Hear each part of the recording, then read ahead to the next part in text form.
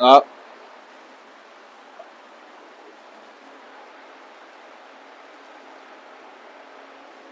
Could be something in my settings, guys. Hold on. Is there sound now? Maybe. We'll see. We'll see how this goes. Can you guys still hear me? Confirming still you can hear me? Trying to like read the comments at the same time. Okay, so you guys can hear me. Okay, cool. So again, first live. I had some issues trying to set it up on the live phone, on my iPhone. I told you guys like last week we were gonna do a live, so this is gonna be my first live I'm gonna be doing. Working on a box right now for I don't know exactly which year. It's between an 07 and 19 Chevy Crew Cab. It's gonna have two Sundown X10s right now. I've already got the fiberglass on the top. On one side, as you guys can see, right here on this other side, I just got the tape on it. I'm gonna start doing some fiberglass stuff. No Shave November is next month. I haven't shaved my face like bald in, I don't know, man, years.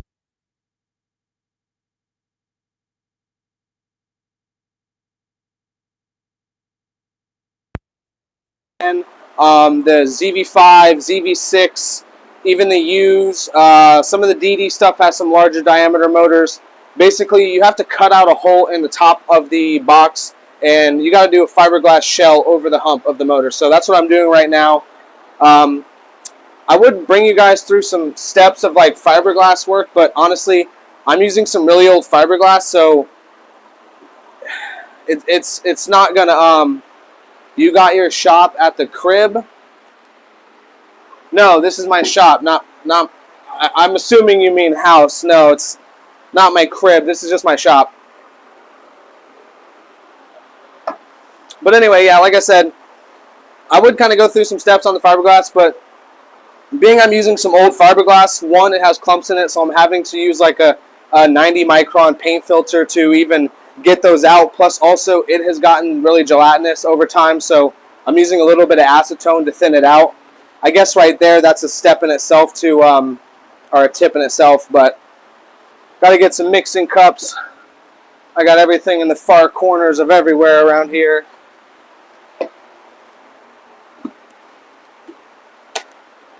See who's on there. 7 people. That's enough for me. Alright, so when I mix my fiberglass, what I normally do is a 16-ounce batch. Really, that mostly have to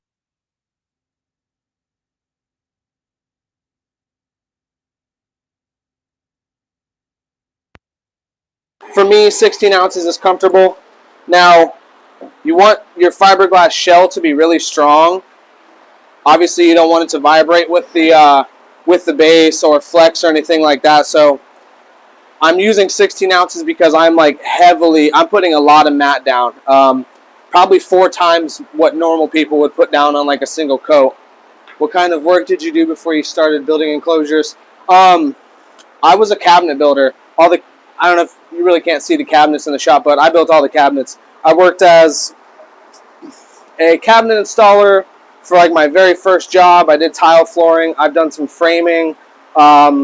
I went to school for carpentry and construction, so I definitely have a background in woodworking in general. But the car audio stuff, I don't have any formal training per se.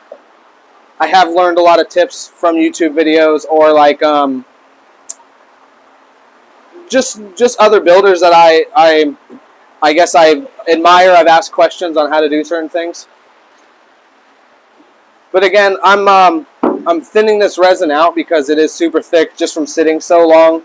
Normally, I would never thin out resin, and unless sometimes it does help to have it thin if you're trying to get a complicated layout, or if what you're fiberglassing is very soft. Like sometimes when you stretch your fabric over your door panels, I keep trying to talk to the monitor. I need to talk to you guys. When you stretch the fabric over the door panels, you sometimes get some areas that are really saggy. So sometimes if the resin is nice and thin, you can more so paint it on rather than dapping it on, and that will help sometimes. But normal situations, I wouldn't thin out fiberglass resin.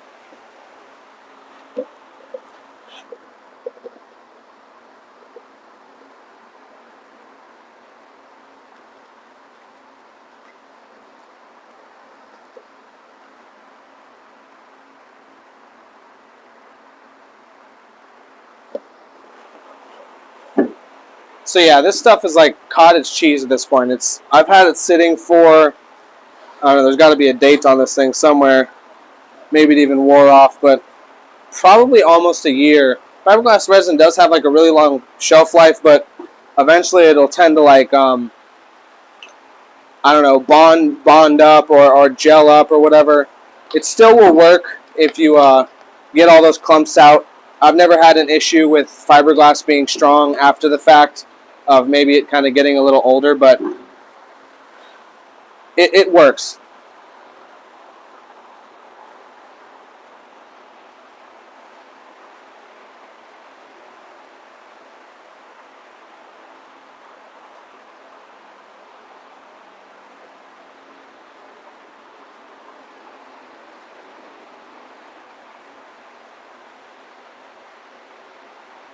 What's the wood is that? I assume you're asking what type of wood. This right here, oh yeah, Jared Bird, this, wow, how did you know, man? This is your box. But yeah, this right here is Baltic Birch. This is 13 ply Baltic Birch. I'll kind of go between the 13 ply Baltic Birch or the normal birch.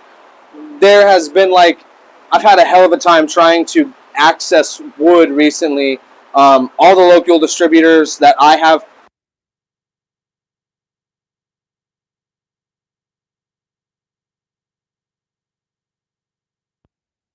$60 a sheet to 70 to 100 to 120 the last time I price checked it, which honestly just it really makes it kind of hard to keep the boxes in a certain price range. But yes, Jared, I am working on your box right now.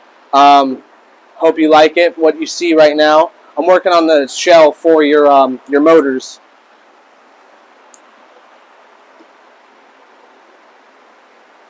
Oh, you're good, Michael. I'm not even trying to be a grammar. It's just I'm making sure I'm actually accurately answering your questions. But like I said, this is 13 ply Baltic Birch. That's what I'm using right now.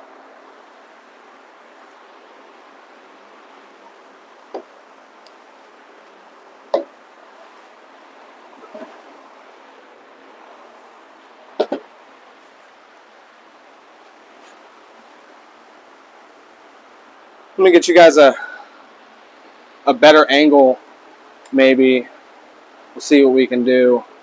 Maybe you can see more of what I'm working on.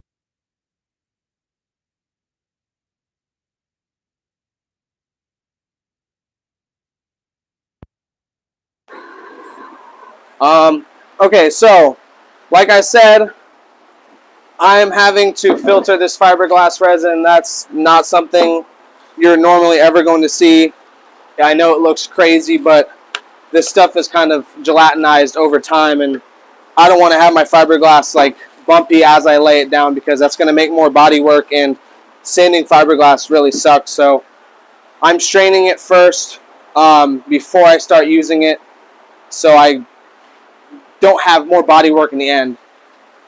If I can get this camera to sit up here.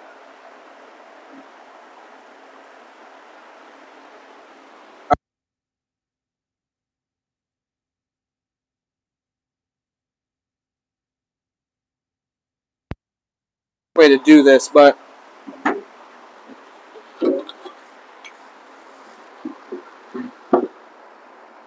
and again, I'm thinning this out a little bit with acetone. I don't know like the ratio, but I'm pouring 16 ounces of resin and doing 1 ounce of acetone.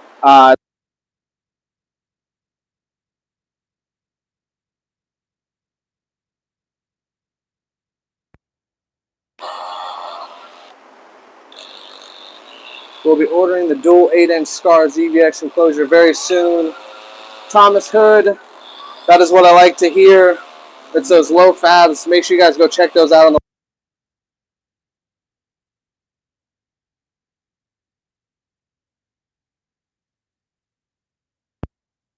and fiberglass mix. before I strain it out, just to give it a little help through the strainer. I'm using my my paint strainers that I use for like when I do primer or clear.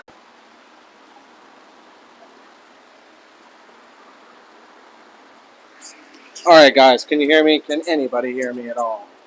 I don't know how people are still here, but thank you if you stayed at all. Not sure if my audio is even working.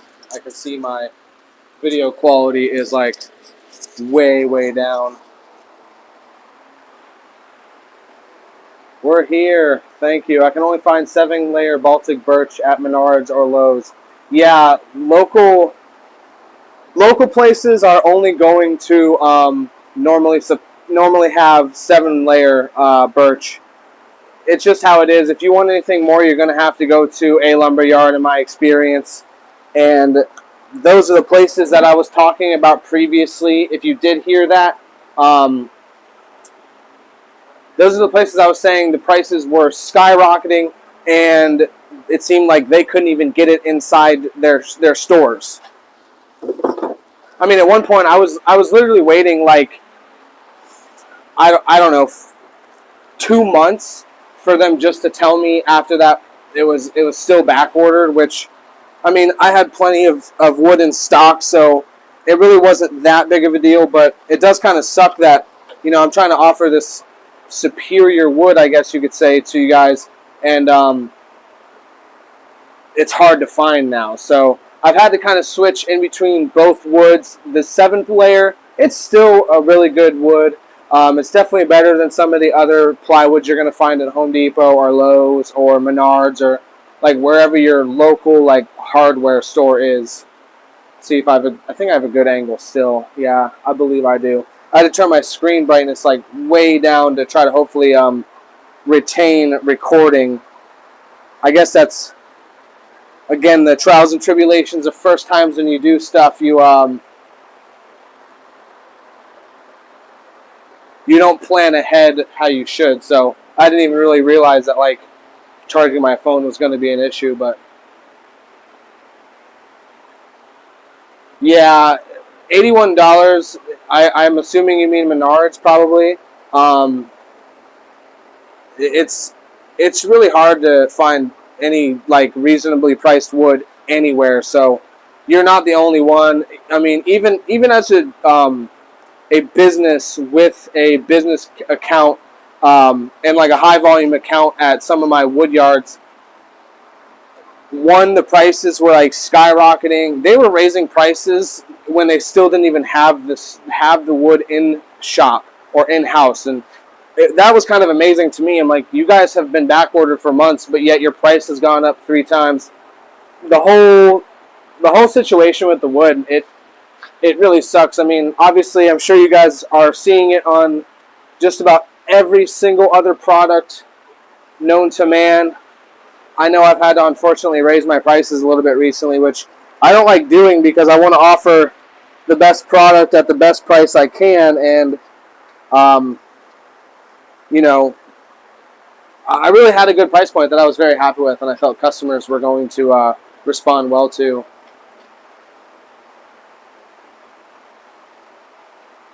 Oh, so it went down in your local area? Yeah, I really stopped going to like the local spots, Home Depot and Lowe's and stuff around me, probably a couple months before the price raising on everything. At one point, I was paying $46 for 13-ply Baltic Birch. I mean, it was so cheap. It was a dream. Like it was cheaper. It was cheaper than the Home Depot birch. It was cheaper than even the Home Depot poplar plywood, which was like amazing to me. So I went ahead and just went to the wood yard for that stuff. Trying to strain this thick resin through here right now is like a nightmare. Probably because it's like a really fine strain, but and again, if you did listen in the previous stream before I went down, I mentioned that I'm only doing this really because I'm using some older resin and it did get some clumps in it. Again, not affecting strength or integrity of the resin. I've never had any issues myself, so I'm just straining it out, making sure I get those clumps out of there. It's worth taking the extra time because what you're going to gain in time here, you would surely lose in, or what you're going to waste time like here, you would surely lose that time doing all the extra body work. Let's see here. I know my dual X15's enclosure are going to be badass. Safari, I'm not sure which box you're talking about. You'd have to let me know which exactly box you're talking about. I don't know all you guys by screen name just yet.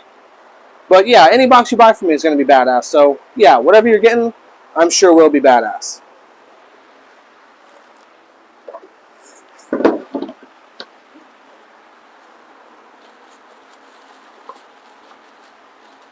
So yeah, let me know what you guys think of like doing live stream formats like this. I know there's not a ton of you guys, but besides the obvious rough patches of the stream dying midstream, let me know what you guys think about this format, because I would like to do something like this on a regular basis. I mean, really, honestly, this is like easier for me. This is easier for me to do than trying to do videos and edit all the time. So I'm definitely game for doing more live streams like this if you guys like them. I also feel too I can kind of give you a little bit more information because I can just kind of go off the fly of what's going on or what I'm working on at the given time. Also, I got this mic, which I'm sure you guys have noticed. I don't know how loud the audio is on your side. It might be obnoxious. If it is, I am very sorry about that. Warsaw, Indiana. Awesome, man. Thank you for viewing my stuff. The X15s. Oh, the low Fabs. Awesome, man. That's going to be the first one I'm building of that. Well, for the low Fabs, I've built that enclosure before, and I've actually had a couple customers use that exact design, but it'll be the first time I'm actually using, or actually building that low Fabs for somebody. Watching from California. Yo, hello, man. Safari, thank you for watching from California. Just now, DC Audio Subwoofer in this week. We'll be ordering a box from you soon. Stage. Gain Stage. Thank you so much. Live stream is cool. Live stream. Mississippi, what is up? This box right here is for 2 Sundown Audio X10s. It's going in a Chevy Silverado crew cab. It's an underseat enclosure. What I'm doing right now is I'm working on the fiberglass humps that go over the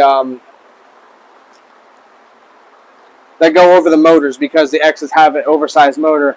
Ohio, yo, what is up? Austin, Texas, in the house, yo. It's so cool to see like where people are actually from when they watch my stuff.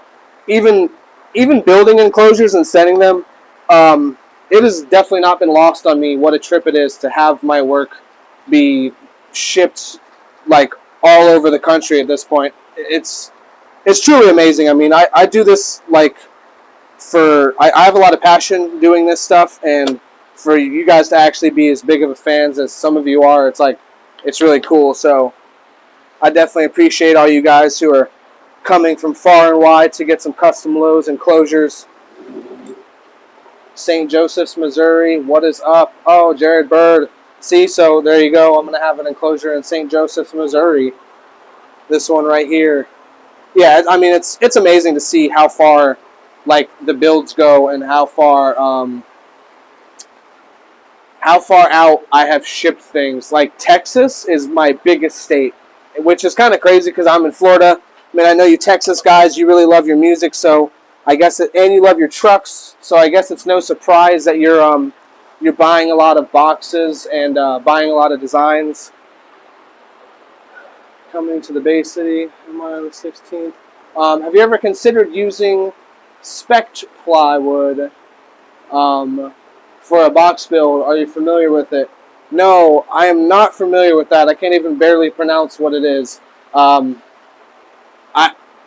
don't know what it is. I'm definitely open to try different things, but it's kind of hard for me to test stuff, so I kind of directly went for the Baltic Birch because it's kind of tried and true, tested and proven to work and have positive results. So I went with that. But I'm definitely open to trying different things if it has positive results. So right now, like I said, I added an extra step there by thinning out my resin. Each layer is a different color.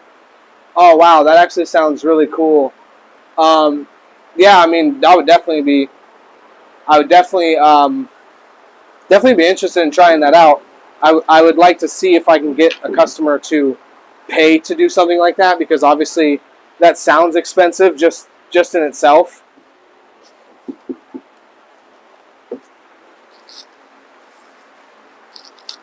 All right, so we're about to add the MEKP to the hardener, to the fiberglass resin. Then we're going to start layering up some layers.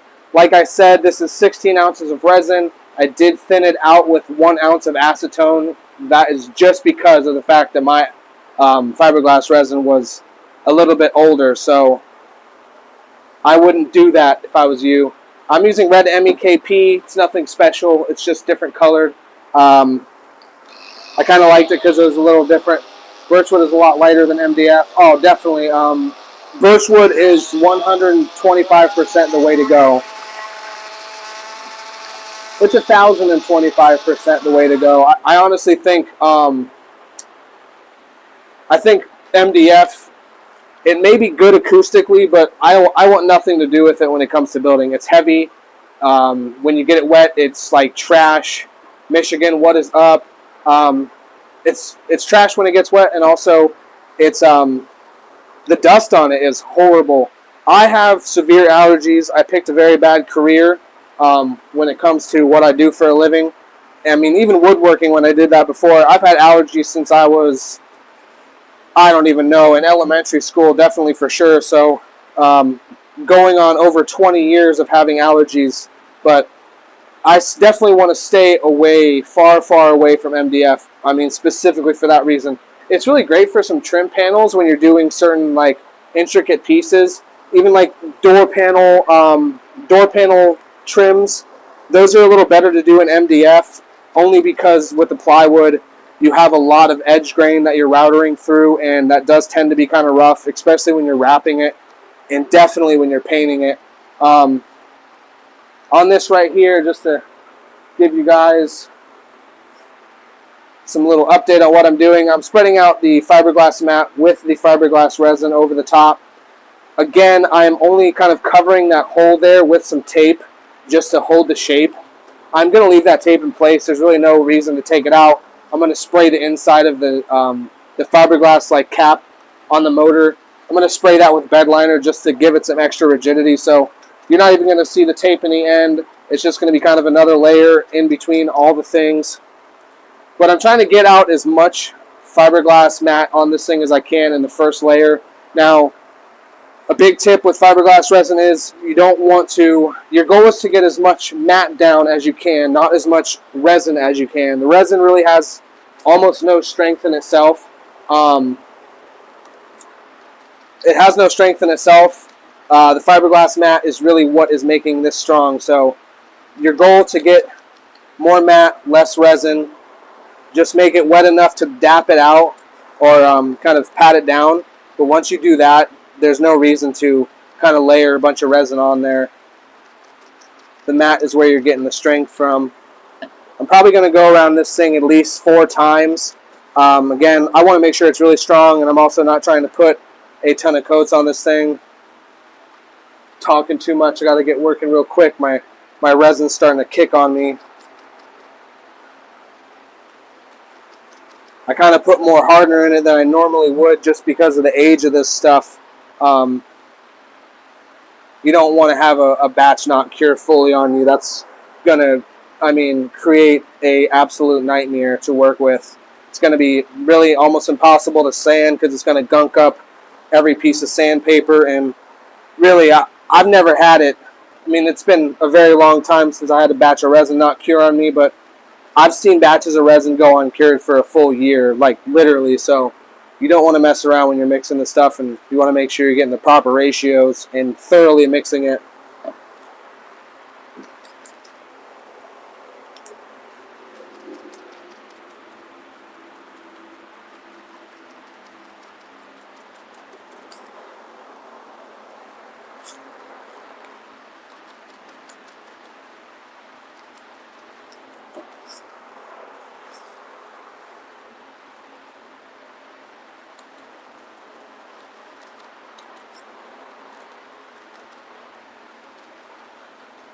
Stuff is really starting to tack up on me, so I'm going to kind of really heavily coat this thing with resin. I can always go back with more matte and pat it in there. Wish I can get a closer video angle for you guys so you can see really what I'm doing, but with resin, once you got it mixed up, there's no going back, so you better get your job done while you can and get the resin down, or you're going to end up wasting it.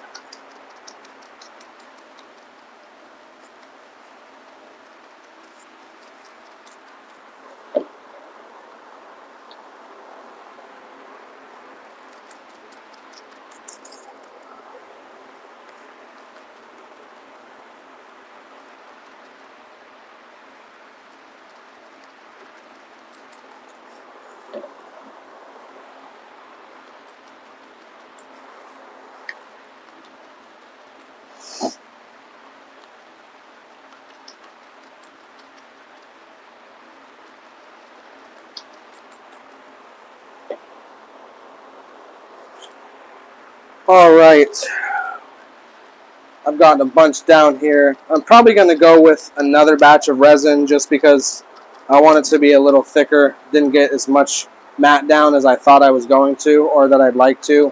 On the first hump I did 2 batches as well, but I also had a little bit of a problem with the resin because the first little bit I poured out was like all chunks, and that's why I started even straining it, was because I didn't want to have the chunks in there. I mean, start getting real bumpy in your bumpy on your finish, then you got a whole bunch of body work and Bondo to do. And when you're sanding the fiberglass in the Bondo, even though you're sanding it and it seems like it might be even, the fiberglass is a lot more resistant to actually sanding down, so you're creating kind of a lot of hills and valleys when you're sanding the fiberglass and the Bondo together. So you want to try to have your fiberglass mat laid out as kind of flatly as possible the first time, because you're going to not only save yourself a bunch of bodywork time, but you're going to cut down how much Bondo you need to use. You want to always limit the amount of body filler you use on anything, especially with projects that are going to be around a lot of vibration. Obviously, a subwoofer box, no matter how strong you make it, it's going to vibrate, it's going to bounce a little bit, reverberate on certain notes, and you always want to make sure that when you are doing Bondo, you kind of limit it, because you don't want something to crack away eventually. This box here, again, is for 2 Sundown X10s. Denali 24s, what is up, my dude? Yeah, I seen your comment the other day, buddy, on that post. I'm sorry I kind of teased you with those LEDs. It's for the center console I'm doing, but it's definitely good practice. And man, I learned something that not an issue we might have on yours, but a little thing I'm going to have to kind of work around is, already even on this center console, I'm running into an issue with the fact that I'm doing so many individual strands of lights in here that it's starting to get like a real heavy flicker in one of the strands when I'm hooking them all up. So I'll have to kind of work around that. I think I got like maybe 6 strands, and then all of a sudden it started tweaking out on like the last strand in the line. So I definitely realized it cut that out once I took a strand away. So maybe that's going to be an issue with the controller. I'll have to get with you soon, figure out, or really kind of research the issues first. Doing a great job on the how-tos for the DIY guys. Thank you so much. Justin's work is always top shelf. Thank you so much, man. That means a lot to me. I've been doing this for a long time, but still, it is always a surprise to hear that people like my work. You're always your own biggest critic, so like in my own mind, it's almost unfathomable that people even, I guess, give a shit about what I'm doing. But thank you again. So I'm pouring out a little more resin. Again, I'm going to have the same issue with trying to screen it. This is at the bottom of the bucket, so it's almost particularly bad, but I really don't want to waste all this resin, and other than the clumps in it, it is perfectly good anyway.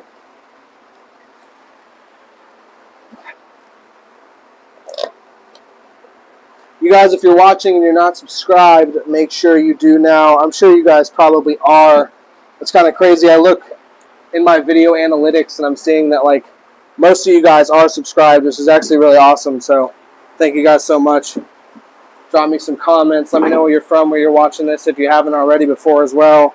Again, mixing up 16 ounces of resin. I'm going to thin it out with 1 ounce of acetone.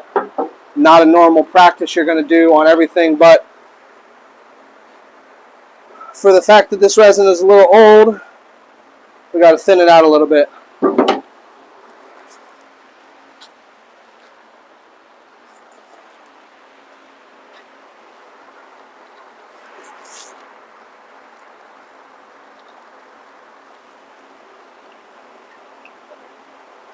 Atlanta, what is up? Thank you for watching. Let me know what you guys think of different video ideas. I want to do some live stuff, maybe like a Ask Me Anything live, where I can kind of go in depth with you guys, ask box building questions, fabrication questions, maybe questions on certain projects, something you don't know about building. I can try to answer your questions. I also would like to do maybe some live tutorials like this right here. I'm fiberglassing. I'm trying to give you guys tips along the way as best as possible, but really you almost want to dedicate a video to a trick tip or even tips at all, because there are quite a few steps when it comes to doing even something as simple as fiberglassing.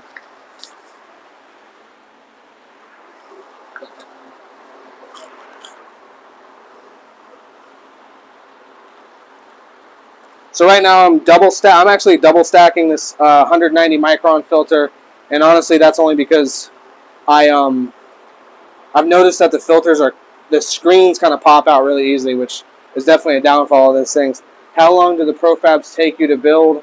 As far as how long they take me to like individually build, that depends on which one you're going to order, because I have from a single 8 all the way to like 415. So as far as build time goes, probably a couple days on most average ones. Some of them I can knock out 2 or 3 of them in a day, just depending on what the customer orders. But again, kind of depends on exactly which one you're talking about.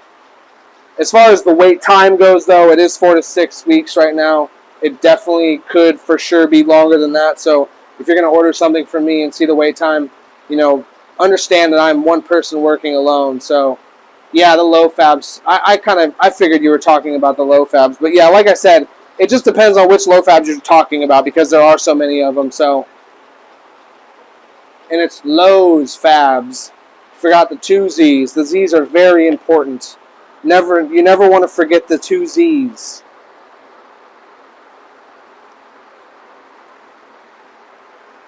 It's like mispronouncing a child's name or something. What's up, dog? Minneapolis, Minnesota. Counting down the days until my enclosure comes. 2012 Chevy Silverado 4-Scar 8s. What is up, Matthew Bernard? Thank you for watching. Thank you for ordering a box for me. I really appreciate it. I have to do the trunk due to the trunk opening being small. 2004 Volkswagen Beetle convertible. Any tips to be appreciated? I guess first tip, and it's a little bit of a troll, don't do it. Only because building inside the trunk, it's like a nightmare afterwards if you ever want to pull it out. If you have to build in the trunk, double, triple, quadruple, check every hour. Every piece you add, make sure that top can still go down and has enough space to actually fit inside the trunk. I've never done a convertible built in the trunk of a convertible, but I've definitely done some different trunk builds and realized like oh man, like, you know, after your couple first pieces, it fits perfectly, then you add one too many and the trunk swing arms don't want to go down or something. So as far as recommendations or tips on that, I would definitely say measure twice, measure 3 times, measure 100 times, and cut once. Mock up everything. Don't screw and glue things together until you know for a fact it fits and that you're actually happy with it, because when you're building in the trunk, taking it apart and modifying it is going to be a headache and a half. The dual VXF enclosure, the Scar dual VFX enclosure, the low fabs, that one takes a couple days, but again, it depends on when you order it. I'm doing everything in order of how it came in order. So, I mean, honestly, the low Fabs is a very popular model for me. Really, everything is kind of super popular for me. It seems I'm very busy. I'm very fortunate. I really appreciate all you guys for ordering and dealing with the wait times that there is. I'm trying my best to cut those down and do different things, but I'm by myself, so it's gonna happen once in a while.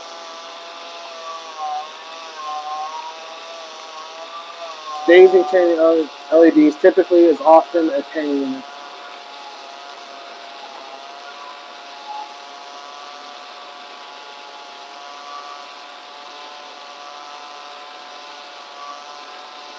BTF lighting, I'll have to check those out.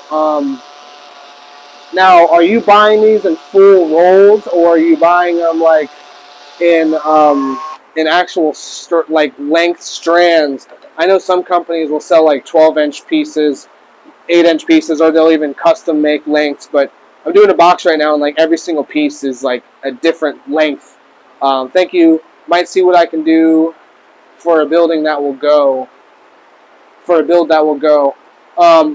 Yeah. Probably want to see if you can fit something inside the trunk before you build in the trunk, but as long as you measure twice, cut once, you should be fine.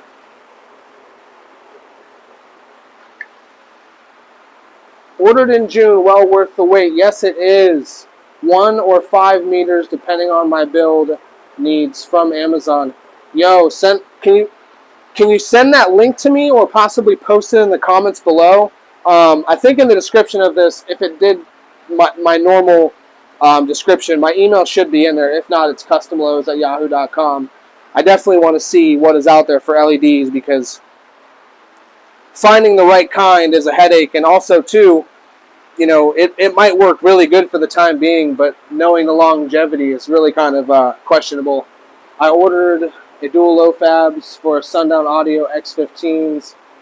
Yes, Safari. I think we already talked about it, I believe. Thank you so much for ordering, though. Right now in this box right here. Oh, see, I keep looking over here at the screen, but I need to look at you guys. Right now I'm doing the second layer of fiberglass, matte, and resin. Again, I'm making sure to get as much matte down as possible and not worry so much about how much resin I'm putting down, because the strength is in the matte, not in the resin. You might have seen. Actually, you know what? I don't even know if I showed you guys the taped hump I made over the subwoofer motor, but I'm kind of going out from that about 2 inches just to, and I just splashed myself all over with resin. YouTube tends to kill links in the comments, but I'll see what I can do. If not, I'll toss you an email as well. Yeah, no, that would definitely be appreciated. If they might filter it right out. I'm not even sure. This, again, my first live stream. Hence the dead battery issue we had in the beginning. Definitely feel like a real noob for doing that one. But I would definitely appreciate it if you send me that link, man.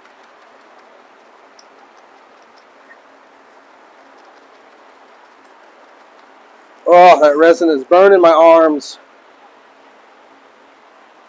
Quick question. When do you ship out enclosures? What carrier do you use? When I ship out enclosures, I've recently switched to FedEx. Only because their pricing was much better, and I actually was happy with the fact that their rep was very personable. I really like the rep. Honestly, the rep is what sold me on going with FedEx in general. So shout out to that person that sold me on going with FedEx. But I definitely have had some issues with them, especially locally. My shop's kind of off in the cut and hidden, and boy, do these FedEx people have the hardest time trying to find my address. The other day, I had a bunch of enclosures going out.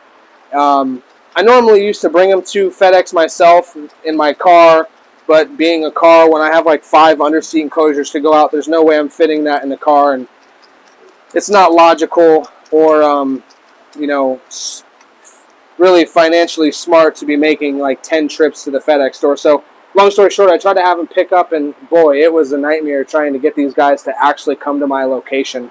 And they literally kept claiming that they were showing up and I just wasn't there, which totally, absolutely a lie, because when I come to the shop, like, I'm here to stay until I'm done. So for them to even make that claim was kind of wild, but I ended up getting the like the district manager's cell phone number, and he actually lets me text him when I have issues now, and kind of text him when I need a pickup, like to actually be picked up, because you know, it got to the point where I don't care about the pricing if I'm like making customers mad with the fact that I said it would be shipped out on Monday, and I've tried to get it picked up 4 times, you know, and come Thursday, it's still not shipped out. Obviously, anyone's going to be kind of upset about that. Even I would, because, you know, eventually you'd think, oh, man, this guy's lying to me about it. But, man, I was having a hard time with FedEx for sure. I feel like I'm going to end up talking my voice off on this stream, man. Where do you order from for builds? I'd like to see what you could build for my bug. Actually, man, I am not doing anything custom any longer. Now, I am doing custom boxes as far as underseats, but I've really been trying to narrow down my wait time and my window. So what I've kind of resorted to is doing my low Fabs line, which is a line of custom boxes made specifically, or made woofer specific, which are pre-designed.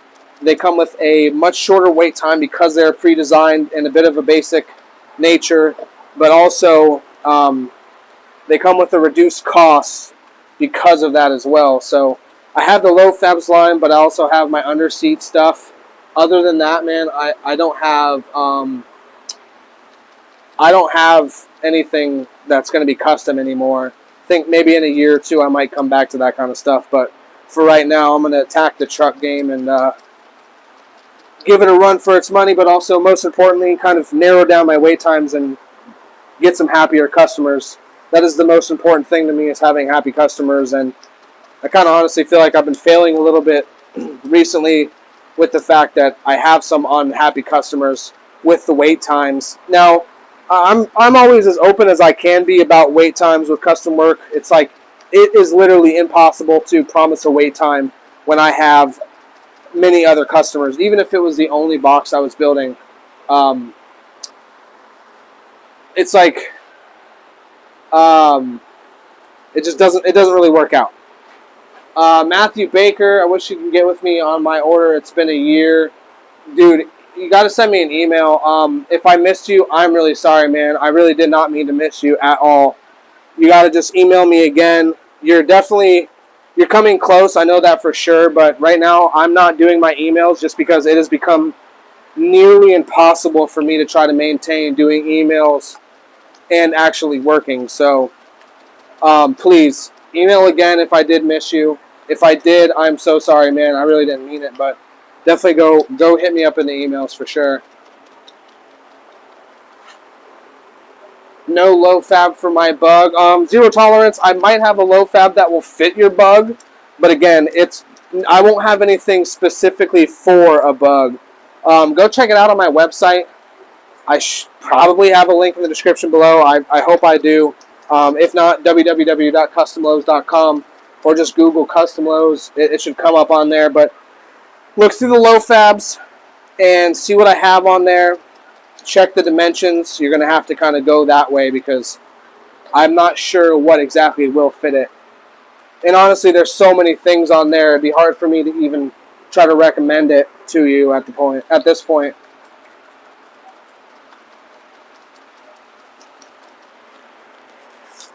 Alright, so, oh man, I'm getting fiberglass all over my face.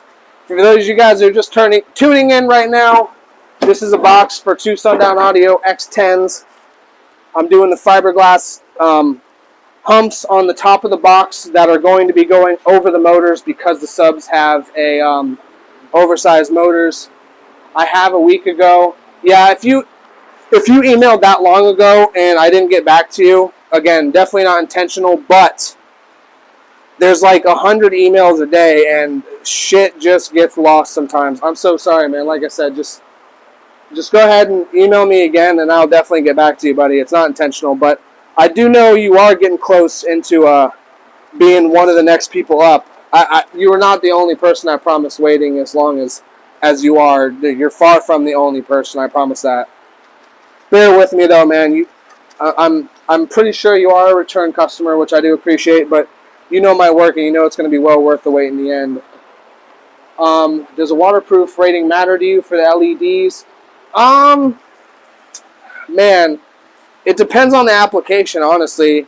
If I know for a fact it's never going to get wet, no, I don't really care, because I think you're just going to spend extra money for no reason that way. But it kind of depends. Now, I do like... Now, some LEDs that I've noticed that aren't labeled as waterproof will come with a membrane over the LEDs. But there also is ones that are labeled as waterproof that have like a complete square casing around them. I definitely don't like those ones. You need some help, bro. Yeah, dude, I'm very aware, man. I'm not sure if you run a business of your own, but getting help is a lot easier said than done. And retaining help and really, I hate to say it, most people in my age bracket are not ready to work the kind of work that needs to be done here. And also, I work circles around almost anybody, and really, I can't be paying somebody a good rate and them not working fast enough. So until I find somebody that actually fits the bill, man, I know I do need some help, but I definitely having trouble finding somebody. Honestly, I think I'd probably rather just reduce my customer load, and I'm probably going to go that route very soon. Probably limit the amount of boxes that I will sell a month. So there will be like, you know, a 1 or 2 box cap per month, and then after that, I'll just I'll really like I'll limit it that way. But I concur with your view of today's workers. Yes, dude, I think there's a lot of people that can agree with that.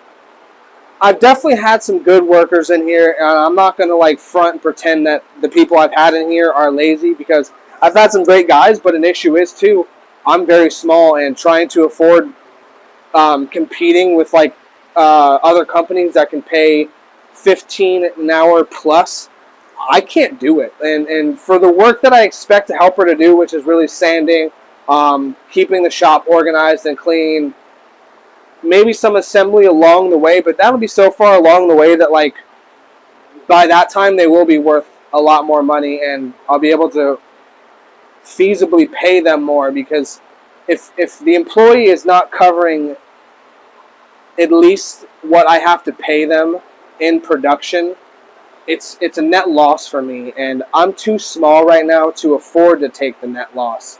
Some companies, you know, big corporations, Walmarts, you know, McDonald's, they can afford to take that loss on work power because they know they're going to make it back in the end. But I'm so small that I would lose it, and I would never see it back in the end regardless. How much for a bare bones box, 5 cubes, sealed 215s box? I don't have a sealed 215s box available, scrape and base, and I'm not going to be doing anything custom again anytime soon. I recently took that off. I'm trying to get all this damn resin and fiberglass off my hands right now. Quality homemade enclosures takes time. Yes, it does, Safari. They take a tremendous amount of time. A lot of people don't understand it. They can't comprehend it. They probably just don't even care, honestly, but I understand. In today's society, like this mic, for example, I ordered this lapel mic at, I don't know, 8 o'clock last night, and it came to me before 11 a.m. this morning. Like, shipping times from many companies have gotten so fast that it's becoming the norm. And yeah, I guess maybe I'd like to get to that point one day where I'm offering like a tremendously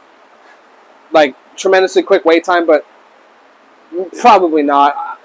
I intend to make this a family business and something I can pass on my legacy of box building to future generations of myself. So maybe one day, but probably not anytime soon. But this is all finished, guys. Like I said, This box right here, I keep scratching my face. I have fiberglass all over, but this box right here is for 2 Sundown Audio X10s.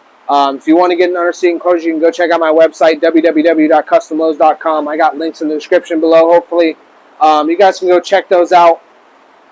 Order your enclosures. We got Underseats and the low Fabs. We're not doing anything custom anymore. Now, I did do a video saying I was quitting building custom boxes, and I think people meant that just meant I was not going to build boxes anymore, but that's far from the truth. I'm going to probably forever build boxes, but I work in the plastic molding business, and none of our customers understand that work takes time to make. Oh, dude, I mean, I really do think that nobody quite understands that for real. I've come across people that do custom work, but if there's somebody that has a couple employees, they all of a sudden kind of forget where they came from and kind of forget that wait times on something like this, for example, can take so long, because this is custom. I've built Underseat enclosures for 2 Sundown Audio X10s before and other 10s, but I've never built this one. I've never done it with this design before. Everything I put out, I try to make unique in its own. I try to always provide you guys with the highest quality standard I can, the best materials, the best building methods, the best practices. I just really, I don't want to sacrifice quality for trying to rush through a project, so it is what it is. Stay with it. I see a great future for you, like a younger Steve Mead. Oh man, thank you. Hopefully not Steve Mead. I just think I don't know. I like what Steve Mead does, like, and he's definitely like one of my huge role models, but he makes like a mass-produced product. I don't really want to go in that route. I would like to get even more niche down the line, where I'm doing like exclusively like the most top-notch products that you can like beat, or the most top-notch products that you can obtain. Down for Sound has boxes custom made. What's the turnaround time on buying one of those custom boxes from Down for Sound? Do you know? Can't be that fast. I don't know, honestly. I want to say Kurt isn't building with them anymore, but I could be wrong. I'm just going based off what I've seen on Instagram. So, yeah, like he's Down for Sound is doing something completely different, man. They're on a whole nother level. I don't even know if I could really fairly comment on that, but yeah, Down for Sound is double the price. Yeah, for sure. But again, you know, the comment saying is like, do you want it fast, cheap, or good? And you can only pick 2, you know. So with them, man, this fiberglass is killing me on my face. With them, you do get a lot faster, but again, you're paying a lot more. And honestly, I don't care what anybody says; they're not matching my quality in any way, shape, or form. That may sound a little cocky, but I definitely firmly believe in that. You, Gately, and Mobile Toys are by far making the nicest Underseat enclosures, in my opinion. Thank you, the Buzz. I really appreciate that. Definitely Gately and Mobile Toys. Those guys are 2 of my box building heroes, I guess you could say. They do like some really, really good work. LOL, Mead is a salesman that gets credit for other people's. I don't even know if I could fairly read that. Good marketer, but are as reliable as 1 too. Yeah, I mean, you know what? I'm not even going to comment on that Steve Mead comment. I respect the guy. I think he's got tremendous hustle. So I don't want to touch that. I think if you're going to go in that, you have to go through all these big Instagram pages too, which kind of actually piss me off, because they'll steal pictures and videos of everybody's work on Instagram, repost it on their Instagram, giving like little to no credit, and then like post a sales tag underneath it that's not even directing them to my website. I'm glad that a lot of these pages have stopped doing that, because I've complained enough to them, but oh man, it really makes me mad when I see someone posting my work and the picture getting like a ton of likes and comments, but in their description of the picture they have another website tag to order product or custom enclosures. Like, they're not trying to claim that it's mine, it's just a generalized tag that they put in all their posts. But if you're going to share my work and steal my work to post on your page and get notoriety, please make sure you fully credit me or even the builder in general. IG is horrible about that. Oh, bro. I mean, the absolute worst. And I've had every single big Instagram page do it to me multiple times. There are definitely a few cool ones who will share me and always tag my stuff, but don't get me started. Or I've already started. I'll stop now on the Instagram stuff. Oh, don't get me wrong. He's a hard worker. I respect the hustle, but that's a lot of smoke that gets blown too. You know what? I think if you want to be somebody who is publicly known, or somebody who is seen in a crowd of people, if you want to be that guy, like you have to blow some smoke. I don't think there's a famous social media person out there that like doesn't blow some smoke once in a while. Everything is meant to be grander and bigger and larger and fancier than it really appears. It is how it is. You ever done a wall build? Yeah, scrape and base. I've done a couple wall builds. Go check out on YouTube, actually. Look up 5 Sundown Audio ZV5 15s. That was a build I did in a Toyota Tacoma, and it was on 5 Sundown Audio 6Ks at 1 ohm, or I want to say half ohm, actually. Yeah, that build is crazy. I've also done a Tahoe with 815s. I've done a Crown Vic with 415s. I've done my own Toyota Sequoia. I've done 3 different walls in it. I had first a wall with 3 Sundown Audio E15s, and I did another wall with 3 Stereo Integrity HT18s. After that, I did another wall that had 6 Crescendo Audio Contralto 15s. We all love Steve. Yeah, Steve, man, he's like your builder's favorite builder, to be honest, man. Anyone that's doing it kind of really admires him. Everything I post always have the owner/builder tag in the pic and description, but totally they have taken my post and reposted without giving me credit. It's disappointing. Yeah, I'm not picking out anyone specifically. I mean, it would be unfair to name them, because I mean, even the same people who have stolen my work and not given me credit have probably credited me 10 times more that they didn't. So yeah, it might be annoying, but hey man, these guys are trying to make their money, and I get the hustle.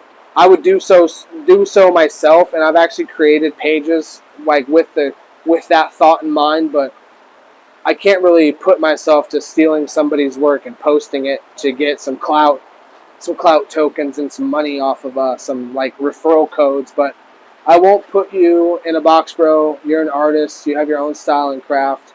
What I've seen so far is phenomenal. Keep to the craft. Thank you, Zero Tolerance. I really appreciate you, man. I think you might be asking, yeah, you know, maybe you're just putting me in a Steve Mead box. Yeah, you know what, I don't know my overall goal or vision for this whole place or thing or CustomLowz in general, but it's to get bigger, and I hope to be around forever making videos for you guys and building boxes for you guys to enjoy. But I think I said I was going to be out of here like 10 minutes ago, so I'm going to get out of here, guys. Thank you so much for watching. If you haven't already subscribed to the channel, make sure you do so right this second. If you're watching right now and you're not subscribed, I'm going to be highly disappointed in you. There's 22 people watching and only 11 likes on this video. Let's get that like counter up a little bit. I definitely want to see you guys like the video. If you're watching it, like it. But yeah, I'm getting out of here, guys. I will see you on another episode. We're going to do these lives semi-regularly. If I drop my phone. We're going to do these lives semi-regularly, so I will see you guys on the next one for sure. And that's it.